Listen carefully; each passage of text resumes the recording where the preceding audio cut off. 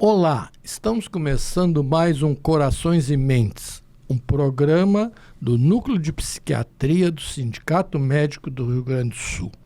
Estamos hoje aqui para receber uma visita que nos dá muita alegria, muita satisfação, que é o Dr.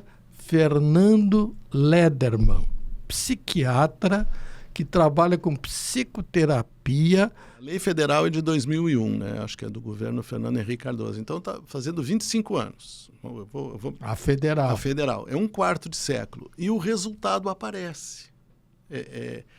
Então é um problema. Por exemplo, os moradores de rua, a violência urbana, os pacientes...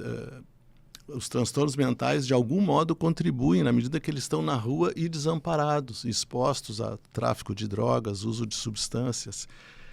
Eu mencionei antes, o Brasil está entre os 10 países mais violentos do mundo. Se eu não me engano, ele é o 7º país mais violento do mundo. Na América Latina é Brasil e México os campeões. E isso cria uma atmosfera, cria um ambiente muito ansiogênico, muito delicado, né? Não é por nada também que os transtornos de ansiedade e de depressão aumentaram, sobretudo depois da pandemia. Então, o problema da saúde mental é muito complexo. Ele não vai ter solução fácil e é preciso admitir que um grupo de pacientes necessita de cuidados médicos intensivos e que isso precisa ser num ambiente hospitalar. Não, isso não vai ser em ambiente ambulatorial. E como tu disseste bem, tu só pode internar alguém quando essa pessoa tem risco para si ou para outra. Exatamente. Então, o que ocorre? A lei não foi revisada, então nesse inteirinho, nesse meio, apareceu o crack. Não tinha o crack. Não. E apareceram as drogas sintéticas, que às vezes o uso uma única vez, êxtase, por exemplo, né? O uso de uma única vez, isso libera a doenças tipo a esquizofrenia. Por exemplo, agora o Supremo Tribunal de Justiça, o STJ, liberou a venda da cannabis medicinal. Né? A Anvisa aprovou também. Né? E a Anvisa aprovou. Mas o Congresso Nacional, o Senado e a Câmara têm uma lei que caracteriza a cannabis como droga. Mas quem manda nesse país é a Justiça. Então, e a Justiça agora virou autoridade médica. Né? Ela passa por cima do Conselho Federal de Medicina, né?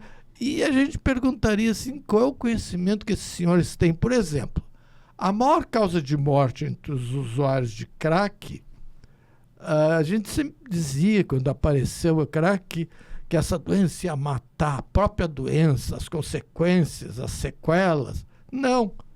A maior causa de morte entre os usuários de crack são os homicídios entre eles próprios. Eles brigam por pedrinhas, brigam por cachimbos, um mata o outro. Aumenta o número de homicídios. São comportamentos violentos, né? Autodestrutivos, a droga induz isso. É interessante também como essa população ela é facilmente explorada pelo mundo do tráfico, né?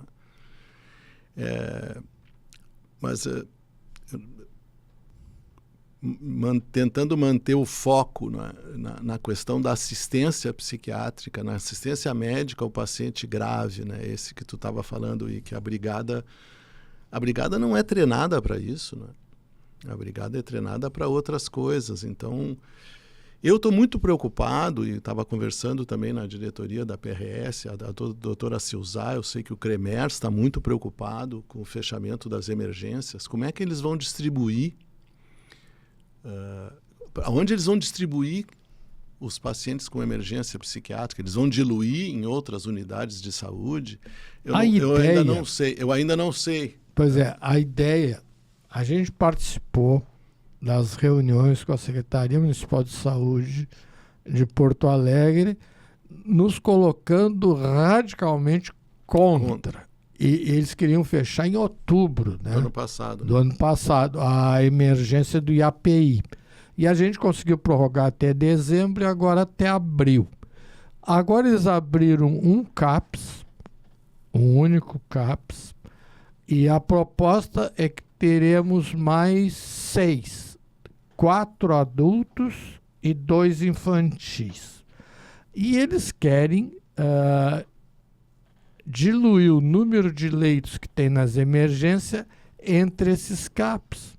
Só que esses CAPs, esses centros de atenção psicossociais, os médicos psiquiatras, eles saem da unidade às 18 horas.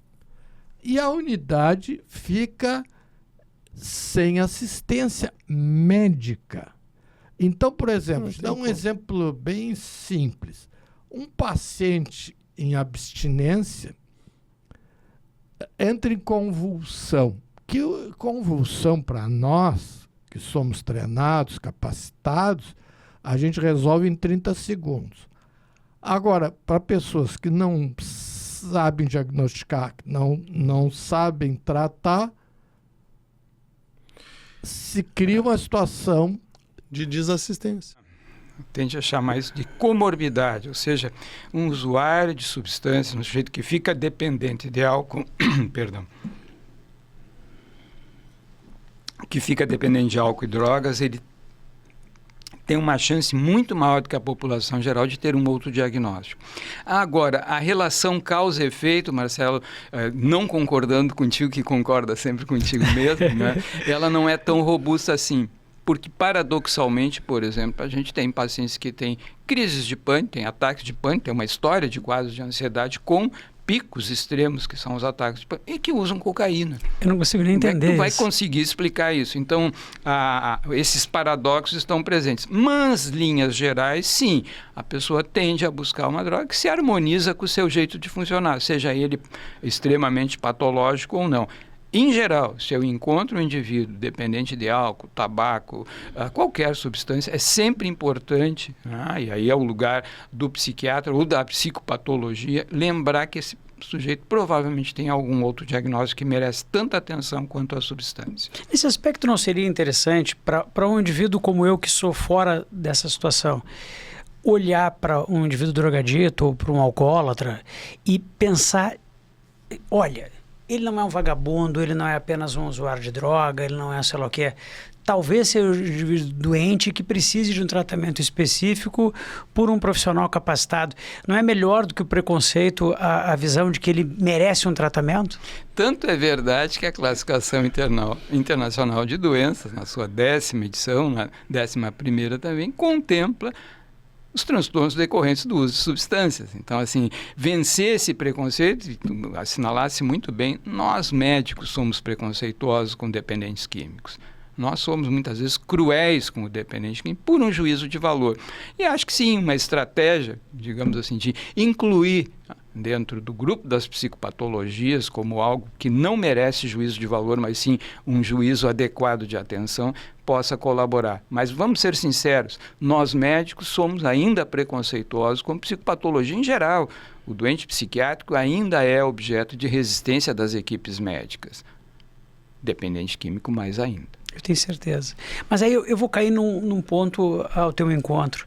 Eu tenho um sentimento de que houve uma queda do preconceito contra a psiquiatria com o passar do tempo. Eu me lembro, e esse é um preconceito que eu tinha dentro de casa, se eu chegasse e dissesse para o meu pai que eu queria consultar um psiquiatra, ele literalmente diria, tu tá babando a gravata. Esse era o termo utilizado. Ninguém jovem vai entender isso, mas os antigos entendem isso. E eu tenho o sentimento de que hoje o fato das pessoas consultarem psiquiatras, psicólogos e tal, teve uma queda no preconceito. Eu não sei como é que tu sentes isso. Marcadamente, concordo. eu sou um pouquinho mais velho que tu, né? Mas somos contemporâneos, né? De fato, desde o momento em que eu adolescente buscando psicoterapia, era constrangedor falar para um amigo que eu não falava disso, né? E hoje, e faz tempo isso, as pessoas compartilham suas experiências, indicam para amigos, entusiasmam amigos a procurar formas de atendimento. Mas ainda, Marcelo, quando a pessoa vai levantar a mão e dizer assim, não, eu sou bipolar, eu uso carbonato de lítio. Imagina, um grupo de médicos, né, reunidos, conversando socialmente, aí entra o assunto psicopatologia. Não, eu sou esquizofrênico, tive apenas um surto e atualmente estou estável com tal ou qual medicação.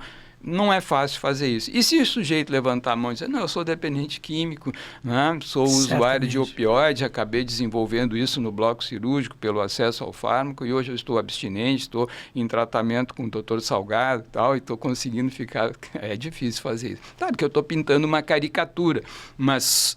Suavizou-se o preconceito com psicopatologia, né? Ter um transtorno mental deixou de ser algo necessariamente objeto de juízo de valor para ser algo que pode ser tratado. Então, sim, eu acho que a cultura tem aprimorado isso.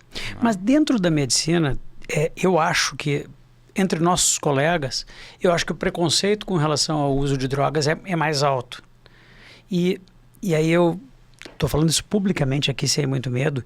Eu acho que é um preconceito de alguma forma justificado. Eu acho que para exercer a minha profissão eu não devo usar drogas. Eu começo a defender que algumas profissões, eu vou citar aqui sem dúvida alguns políticos, talvez, assim como os pilotos de avião e talvez como os médicos, deveriam fazer teste de dosagem. Antes da sessão do Planalto. Isso, eu acho que seria muito interessante se o Congresso Nacional incluir a retirada de um fio de cabelo, não é bem um fio, mas entende o que eu quero dizer? Uhum. Acho que vai ter muito deputado que vai ter que entregar o chapéu. Sim. Então, essa coisa do recurso, né, do controle social sobre o uso de substância, né, que é uma ambição, digamos, enfim, às vezes faz muito sentido lembrar-se, né, um piloto aéreo, né, você colher um screening de urina antes de embarcar no avião é bastante razoável, né? Infelizmente, Marcelo, uma notícia ruim para ti, né? Ou para nós todos, né? Nós médicos somos um grupo socialmente de maior risco para doença mental, incluindo transtornos decorrentes do uso de substâncias. Nós somos um grupo que lida com muita dificuldade com a condição psicopatológica. E mais, pelo preconceito dirigido, no caso, para nós mesmos, muitas vezes o atendimento é retardado. É difícil, mais difícil para um médico chegar a um colega para buscar ajuda por dependência química do que é na população geral, onde também já é difícil. Então, uma desvantagem, desculpa, não, dessa assertiva, assim, não é razoável que um médico seja dependente químico e vá exercer, né, sua profissão, eventualmente em momentos de intoxicação ou se recuperando dela. Por um lado, faz sentido, sem dúvida, né? A questão de segurança, né? O bem maior do médico, ok, mas do paciente em especial. Mas, por outro lado, gera uma resistência importante do médico buscar ajuda, né? Bem, assim, a minha passagem pelo Boca Juniors não é por acaso. Então, a minha passagem pelo Boca Juniors, ela me prepara justamente para esse momento do Internacional. Porque o Boca Juniors, na época, com o Milan, o Boca já tinha um certo nome, era um time bastante competitivo, né? Então vai ali como o Milan completamente favorito, isso não tenha dúvida. Mas o Boca já chega com uma camisa, já chega com um nome, já tinha sido campeão mundial também, anteriormente, então já tinha um certo nome. Então é assim, favoritismo pro Milan, mas o Boca sendo campeão, não é assim, toda essa repercussão que foi o Internacional. Sim, e naquela época era um jogo lá e outro cá, né? Não, foi só um lá. Foi só lá. Só um também. Aonde foi? Que cidade foi? No Japão, no mesmo estádio do Inter, Yokohama. Essa cidade faz parte da tua vida. Eu ganhei 2 títulos no mesmo estádio. Mundiais, só isso. Exatamente. Aí eu chego no Internacional. Chego no Internacional, a gente ganha a Libertadores, estamos se preparando ali para o Mundial. Aí a gente chega no Mundial. Então, eu já trago essa bagagem de ter sido campeão, já ter estado lá, de já ter essa experiência. Tá, mas como e convencer os meus amigos, meus companheiros de time, que é possível. Pois possível é, ganhar. e isso que aí que eu te coloco no panteão dos deuses. Que o time menor, vamos dizer assim, né? Que a gente sempre diz assim, o maior é o favorito, né? E no futebol, por exemplo, no basquete é impossível ganhar do melhor, é impossível. Agora no futebol é possível. É possível. Um jogo, né? Apenas um jogo, tudo é possível. Se joga 10, possa ser que a gente empate um, ganhe outro, mas assim, se tratando de Barcelona, com todo aquele plantel ali, né? Então um dia... Mas o que tu falava para eles? Me conta. É justamente isso. Era o nosso momento, era a nossa união do grupo, era uma torcida que ansiava muito por esse título. Até porque o Grêmio tinha sido não da FIFA, né? Mas... Nós somos campeões clube da FIFA, ou seja, nós somos FIFA. Isso. E toda discussão... Nós somos campeões mundiais. Toda discussão do gremista com o Colorado, o gremista sempre exaltava que já tinha sido campeão da Libertadores, já era campeão, já era campeão mundial. Então, o torcedor colorado, ele perdia sempre as discussões. Então, era isso que você sentia do Colorado quando eu cheguei, principalmente aqui na cidade. Sim. E Arley, aquela mágoa, Arley, nós precisamos ser campeão da Libertadores, nós precisamos ser campeão mundial. Isso. E eu não aguento mais essa discussão. E a decisão da Libertadores foi no ano anterior? Não, foi no mesmo ano de 2006 contra o São Paulo. São Paulo, né? E o São Paulo era outro. Era o atual campeão mundial. Sim. Né? Era só o grande fala time. aqui para a turma ter noção do que era o São Paulo. Exatamente. Me conta quem era a turma. O São Paulo, ele era o time a ser batido, né?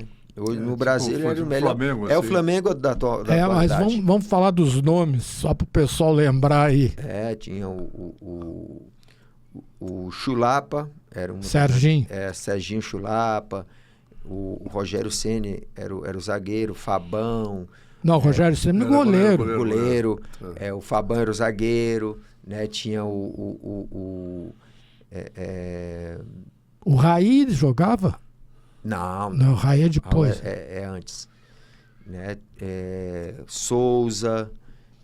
Cara, era um timaço. Era um timaço. Eu só gostaria de dizer, era um timaço e, como tal, vencemos e tivemos condições de ir para o Mundial. Mas, na realidade, viu, Nogueira, eu realmente tinha dúvidas como colorado. Eu praticamente entrei quase como digo, olha, vamos ver o que vai acontecer. Não, é a mesma... Mas...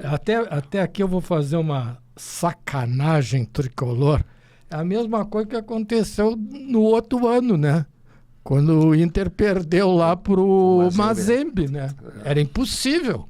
Também era impossível. Mas ali foi essas coisas que eu quero também comentar contigo, Yari, sobre o preparo. Nós temos o Abel agora que veio... Aliás, o Abel foi muito corajoso no final do ano. Ele botou a cabeça dele a prêmio em 2 jogos para tirar o Internacional, que seria muito difícil sair, ou seja, não cair para a segunda divisão. E ele veio, encarou, realmente está com moral. O Abel é um cara aglutinador, né? Eu não conheço muito pessoalmente o Abel, mas é um cara aglutinador, um cara que... Lida, né? Ele era o treinador de vocês, né? Era o nosso treinador. Só que eu vejo hoje em dia, se eu estiver errado, por favor, me corrige, eu acho que alguns treinadores estão muito professoral. E como o cara... já foi boleiro, e o Abel foi boleiro, como outros também. O Roger é um bom treinador, só que é muito professoral. Esse treinador do professoral, quero dizer, muito esquema de... Às vezes é difícil as pessoas compreenderem, né? O que querem, né? Então, assim, tu és treinador agora. Esse estilo que estão nos passando agora, ou seja, estilo muito rígido, 4-3-3, aquela coisa assim, números, a salada de números, né? Sim. Isso é positivo para o jogador, não tem que deixar ele mais solto, fazer algumas funções que são extremamente importantes, mas uma hora tem que se deixar a criatividade dele surgir, né? Como é que tu encara isso aí? Agora já vamos lá como treinador, depois voltamos novamente. É que isso aqui é um pupurri de... É um flashback, nós vamos lá atrás e viemos para cá. É assim, ó, a gente tem que entender que a globalização, né? Então, tem que entender o momento. Então, o momento do futebol, ele vai toda hora mudando. Tu vai mudando. Então nós estamos na era da parte tática. O que é a parte tática? São atletas inteligentes, né? Atletas que tomam decisões, atletas que ocupam bem o espaço, que tem uma visão de jogo, que toma decisões em prol do coletivo. Né? Porque na minha época, era mais criatividade, era mais liberdade para essas tomadas de decisão. Só que o que acontece? Os espaços, eles acabaram. Então, a música, ela sempre me procurou, assim. Então, eu era bem jovem, assim, bem jovem. E a gente ia visitar minha avó em Caxias do Sul, e ela tinha um violão lá. E aí eu pegava aquele violão, eu era criança, assim, e dedilhava, tirava umas músicas. E eu me lembro que meu pai falou assim, se tu tirar uma música, eu te dou um violão. E dito e feito. E aí eu ganhei um violão, aí eu fui estudar um pouco com uma professora. Nessa época eu morava em Canela. Eu fui estudar violão, depois estudei 1 ano de piano, aí voltei pro violão. Mas sempre tive ali a música junto, assim. Depois, estava acabando o 2º grau, eu comecei a jogar voleibol. Eu virei atleta. E a gente morava no interior, depois de Canela, moramos em Nova Petrópolis. Aí eu e minha irmã viemos para Porto Alegre para estudar. Jogava onde? Aí jogava assim na praia, jogava no colégio, né? Certo, competição. certo. Não estava jogando num clube? Não, aí quando eu vim para Porto Alegre, eu entrei na Sojipa. Aí eu comecei a jogar, a treinar na Sojipa, assim. E a coisa ficou séria, assim, A gente pegou o início da profissionalização do esporte, quando entravam os patrocinadores. Acho que a Cibisa patrocinou o voleibol, assim. Só que eu era muito jovem e eu era infanto na época, e eu treinava já na categoria de adulto, assim, um time feminino. E aí eu comecei a competir, assim, então a gente treinava 6 vezes por semana, assim, a coisa ficou... E aí, nesse período, também a música começou a entrar nas viagens, né, dos jogos, não sei o quê, sempre tocava... né, no ônibus, no alojamento da coisa, e a música vindo. E aí eu comecei a compor, escrever coisas, assim, fazer música, assim, mas que ficavam lá num cantinho, assim. E em algum momento eu quis cantar essas músicas. Eu quis que essas músicas estivessem na linha de frente. Até então... Tu guardava as músicas pra ti. Ninguém tinha ouvido ou tu mostrava pra um ou outro? Eu mostrava. Fazia um laboratório pra ver mais funciona, não funciona? Isso, assim, ó, se expor é a condição para qualquer um que faz arte, né? Se tu não te expõe, não adianta. Né? Então, eu mostrava, mas não achava que aquilo, não pensava, isso vai ser ou não vai ser. E aí teve um momento... Aí eu comecei a tocar na noite. De Porto Alegre, eu viajava, interior do estado, tocando, fazendo cover. Noite. Sozinha ou daí a banda e tal? Não, sozinha. Voz e violão, sim. Todo o repertório da noite, assim, de Ronda a Maria, fazendo de tudo, assim. E graças a Deus, o melhor da música brasileira, né, assim... E aí eu comecei a sentir necessidade de botar as minhas músicas na roda também. E aí eu comecei na noite a tocar as minhas músicas. E aí foi em 88 que daí vem a grande virada de chave. Existiu em Porto Alegre uma cena musical que era a Cooperativa dos Músicos de Porto Alegre. Sim. E a sede era ali na Ramiro, né? A sede da cooperativa. E esses caras, Bebeto Alves, o Gelson, o Nelson, já era assim, né? Em Lisboa, todo mundo. E aí, eles eram o máximo, assim, né? E aí, um dia eu apareci no Clube de Cultura e eu cheguei pro Nelson Não me pergunta como. E a gente brinca até hoje. E eu cheguei pro Nelson e disse assim, Nelson, eu queria gravar um disco. Como é que eu faço? Aí o Nelson, ele chegou assim, ó. Vem aqui. Botou no balcão ali do Clube de Cultura, ali no bar. Senta aqui. Pega ali um papel e um bloquinho ali, ó. Escreve aqui o nome de 5 pessoas da tua família. Põe aí, tia, tio, primo. Agora escreve mais não sei o que, uns amigos ali. Escreve ali. Agora tu vai pegar essa lista aqui e tu vai chegar para cada um deles e vai dizer assim, ó, que eles façam isso com mais 5 amigos.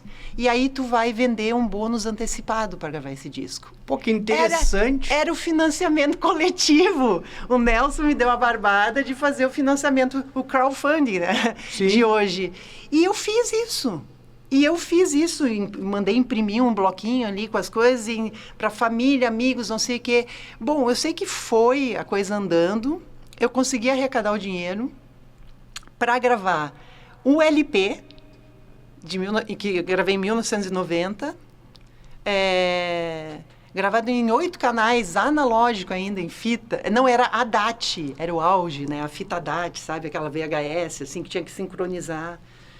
Você lembra que estúdio foi? No estúdio Focus, do Ungaretti. E aí o Marcelo Figueiredo, a Karina, o Mário Carvalho, o baixista, o James Liberato. E aí consegui gravar, pagar os músicos, consegui pagar a prensagem do LP. O nome dele é primeiro, né? Não, o nome dele é Eufórica. Tá. O LP, o primeiro é o meu segundo disco. Tá. Só que é um CD. Certo. Sim, isso é uma coisa muito importante que você falou, porque assim, sabe quando a gente escuta o galo cantar e não sabe aonde? Então, às vezes é um pouco a sensação que eu tenho com alguns profissionais não médicos, ou às vezes até alguns médicos, assim, que se dizem especialistas, né? Eles ouvem falar, hepatiza, emagrece, vamos usar, mas não compreendem o tratamento, né? Então, assim, quando eu prescrevo uma medicação que ela não tem aprovação, que vem de um lugar que não tem fonte reconhecida, eu estou colocando aquela pessoa em risco. Sim. Eu estou assumindo esse risco. Porque a gente tem que entender uma coisa, né? Eu não sei se todo médico tem a oportunidade de ir numa fábrica em que uma medicação é produzida. É uma experiência excelente. Então, uma empresa adequada, correta, que tem todas as aprovações legais e sanitárias, ela controla a temperatura do ambiente, o fluxo de ar daquela sala. Sim. Então, para a gente entender qual que é, assim, a segurança do medicamento. E estou falando até de comprimidos. Por isso que existem tanta disparidade de preço entre o medicamento A e o medicamento B. Né? Entre o similar, o que é genérico e o que não é. A gente não está falando aqui do medicamento que é genérico. A gente está falando aqui do medicamento... vamos falar, por exemplo, da semaglutida. Tá? A semaglutida é proibida de fazer a manipulação no Brasil. Isso está regulamentado. Regulamentado já, né? Em relação à tirzepatida, existe uma brecha na lei. Eu estava revisando até isso um pouco antes de vir para cá. Existe uma brecha na lei, né? Então, assim, e existe essa possibilidade da tirzepatida manipulada. Mas a gente tem que entender o que é isso, né? A tirzepatida da empresa oficial, não vou nem falar nome aqui porque não é o caso, né? Mas que é da empresa do Mounjaro, ela não é não é o mesmo sal que é feita dessa tirzepatida manipulada. Porque, Na assim, esquina de casa. Na esquina de casa. Em que é de uma farmácia de manipulação, em que a gente não sabe em que condições que foi feita, qual é a procedência deste sal, porque este sal, ele vem de outros países, esse sal, tirzepatida, não é feito aqui no Brasil, ele vem de outros lugares, a gente não sabe em que condições, temperatura, refrigeração, higiene, é uma coisa muito importante. E quando chega nessas farmácias, o que é mais que é misturado ali? Porque a gente sabe que vários outros produtos e medicamentos fazem a pessoa emagrecer, à custa de muito efeito colateral. Então, às vezes a pessoa está usando a tirzepatida manipulada, achando que é a tirzepatida, E não é, né? E não é. Tem de tudo ali, menos tirzepatida. Né? Então, a pessoa que está usando isso não tem essa noção clara, mas isso é extremamente grave. Então, assim, a mesma coisa é usar o Mounjaro do Paraguai, né? Então, a legislação do Paraguai é bem mais frouxa que é a legislação brasileira. Então, um medicamento que é feito lá, ele está sujeito a total... Não existe uma regulamentação, não existe uma segurança de que aquele produto foi feito em quais condições, né? E, inclusive, impurezas tem ali dentro. Então, assim, a gente está vendo também, com essas medicações manipuladas do Paraguai, efeitos adversos muito estranhos, como quadros neurológicos estão acontecendo por aí. Por quê? A gente não sabe o que tem ali, né? A gente não sabe o que tem ali, que tipo de impureza que tem ali, que tipo de germe, bactéria, fungo, né? Sim. A gente sabe que se deixa qualquer produto, assim, uns dias fora da refrigeração, a temperatura não adequada, brota fungo. Imagina um Então, remédio. assim, num medicamento que sabe-se lá sobre quais condições, né? Só que, claro, eu como ponta final, que sou paciente, eu tendo a acreditar no profissional que está me vendendo aquilo ali. Às vezes a gente quer muito acreditar, né? Sim. Tá escrito aqui, falcatrua, mas a gente ignora, fecha os olhinhos, né? Porque eu quero muito usar aquele produto, né? Porque ele parece ser tão bom. Mas a gente precisa conscientizar a população de que isto é muito arriscado, é muito inseguro. Esses dias eu falei para não era nem uma paciente, era uma conhecida que me questionou sobre isso. E eu disse, meu amor, tu acha que lá fabrica na Alemanha, na Europa, gastou bilhões de dólares para fazer essa manipulação, esse sal, essa medicação, a estratégia do tipo de caneta, o tipo de dose que era o ideal, a gradação dessa dose. E aí a farmácia, no interior do Brasil, uma farmácia de manipulação da esquina, vai conseguir fazer igual? Ela ficou olhando. Faz sentido. Sim, é exatamente isso. O quanto essa farmácia está preparada, e a gente realmente, eu vi alguns estudos que mostram que dentre essa tirzepatida manipulada, menos de 2% é de tirzepatida. Então, e os outros 98% são o quê? Exatamente. A gente não sabe, né? Então, eu digo assim, você vai usar um medicamento, arriscar a sua vida, que é o nosso bem mais precioso, a nossa vida e a nossa saúde, né? Por um medicamento que tem de tudo, menos medicação de verdade ali, né? Então, assim, mas isso é uma coisa que a pessoa que está na ponta, ela não consegue entender. Então, por isso que é importante o profissional que está intermediando isso, né? A gente precisa se informar onde essa pessoa se formou, o que ela trabalha, o que ela faz de verdade. Porque, assim, nos últimos anos, a gente tem tido pessoas que tomam atalhos, né? Eu faço um curso mais curto, né? Que vai me dar talvez os mesmos direitos do que eu fazer um curso mais longo, porque uma faculdade de medicina são 6 anos, se a pessoa quer fazer uma residência, no mínimo mais 3 anos, 2 as que são mais curtinhas, mas já nem tem 3 anos, uma subespecialidade depois é mais 2, 3 anos, então tem uma formação longa de 12 anos, isso não é à toa. E, Letícia, quando é que a dificuldade para falar desde pequeno deve ser vista como um sinal de alerta? A gente precisa olhar alguns indicadores em relação às primeiras palavras. A gente espera que uma criança fale as primeiras palavras por volta de 1 ano de idade. Uma criança que até os 16 meses, mais ou menos, não fala nenhuma palavra, é um sinal de alerta bem importante. Claro que a gente não tem que olhar só a fala, a gente tem que também entender como a criança se comunica. Como eu disse antes, né? A troca de informação, a criança está se comunicando de forma não verbal ou não também.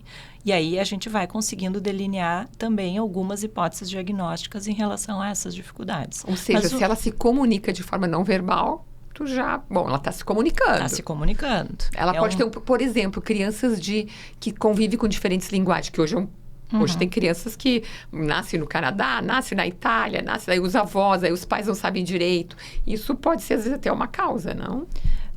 Pode atrasar um pouco. Demorar um pouquinho, mas pode atrasar um pouco. O que na verdade, é aquisição de linguagem, né? Então, o Renato falou brilhantemente, né? Porque a criança adquire linguagem como? Experienciando. Ela precisa ter um interlocutor para se comunicar. E a mãe faz esse trabalho muito bem. E aí eu quero fazer um parênteses. Fazer um alerta. A amamentação é um momento muito importante para a vida da criança. E para a interação, porque é um momento que a mãe tem que ter uma atenção exclusiva. E, infelizmente, os dispositivos eletrônicos estão tirando a atenção dessa mãe, né? Ela está saindo da atenção do bebê para ficar num celular, por exemplo. Então, se eu puder dar um alerta, por favor, mamães, tenham bastante observação em relação à amamentação e, de fato, se conectem com o bebê, conversem com o bebê, olhem para o bebê nesse momento. Deixa o celular para um outro momento. Então, assim, a criança adquire linguagem a partir da experiência. E como isso acontece? A partir de previsibilidade. Então, é uma aprendizagem estatística. Então, a linguagem, ela tem vários padrões. E por esses padrões serem muito fortes e frequentes, a criança vai depreendendo toda essa informação.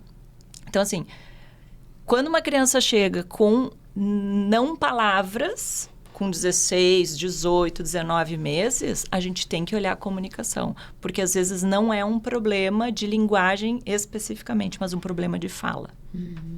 Então, a criança não está conseguindo desenvolver a parte de atividade motora mesmo. E aí, onde a gente olha? Como que foi o balbucio dessa criança? Porque as crianças, elas têm que ser desde nenês falantes, né? Então, fazer vogais, vocalizações. Por volta dos 6 meses, a criança está fazendo o que a gente chama de balbucio. Gugu, dadá, papá. Parece que está fazendo antes também, né, Letícia? Eu tenho visto no consultório as crianças fazerem até antes. Antes. Elas parecem que estão mais espertas. Mas elas são consistentes por volta disso. E a partir disso, a gente espera o quê? Uma variedade de vogais e de consoantes. Crianças com atraso no desenvolvimento motor de fala, que está bem comum, elas são crianças menos falantes, e se elas fazem esse balbucio, elas não fazem essa variação de consoante e vogal. Então, isso vai impactar lá na produção de fala. E quando tu diz que está bem comum, uma razão específica? Por que está tão comum?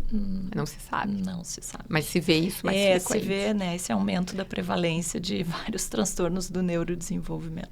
E talvez isso que tu falaste, talvez os pais com essa atenção para outras coisas, está faltando esse estímulo, né? Pode ser uma causa. Esse dado que a Letícia trouxe, né, assim, dos 16 meses, é importante para que todos os pais, todos os pediatras possam ficar atentos a isso, né? Então, a gente usa muito essa referencial nos chamados marcos do desenvolvimento, né? Que idade a criança começou a falar as primeiras palavras? Então, a gente usa isso como um sinalizador. Mas o pediatra, na sua dia a dia, no cotidiano, com seus pacientes no consultório, e vale a pena ele buscar, antes mesmo da criança dar as primeiras palavras, esses pequenos sinais de que a criança consegue se comunicar sem precisar falar.